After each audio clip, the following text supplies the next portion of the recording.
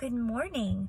I just wanted to share a quick thought that I'd had on the idea of color blindness from the perspective of an art teacher. And I've been thinking about when I've heard so many people say, you know, I don't see color. I don't see color. And everything in my spirit goes, no, that's actually so sad.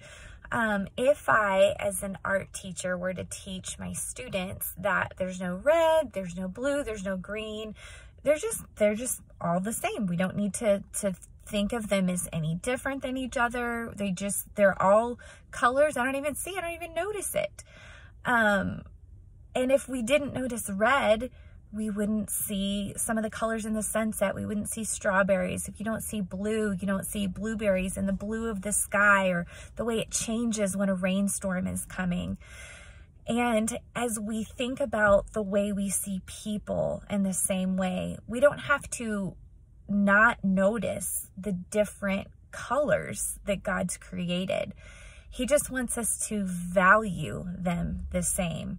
So to see the way God sees doesn't mean that we see that there's no difference in everyone. It means that we value the differences and say, oh my gosh, look at the value that you bring because of what makes you you, all of the things that makes you you, the culture that you bring, the way that you laugh, the way that you bring the things from your childhood and the things that you've learned and experienced. My youngest daughter has Down syndrome, and she looks different than us. I mean, she just does. That's how God made her to be. And because of that, sometimes I notice people get a little uncomfortable and they're like, I'm not sure. Do I acknowledge that she has Down syndrome? Do I just pretend like she doesn't? Do I talk to her differently? And this is a common misconception that we need to not see something that's different about people. It's okay. It's okay that we all look different, that we're all made differently.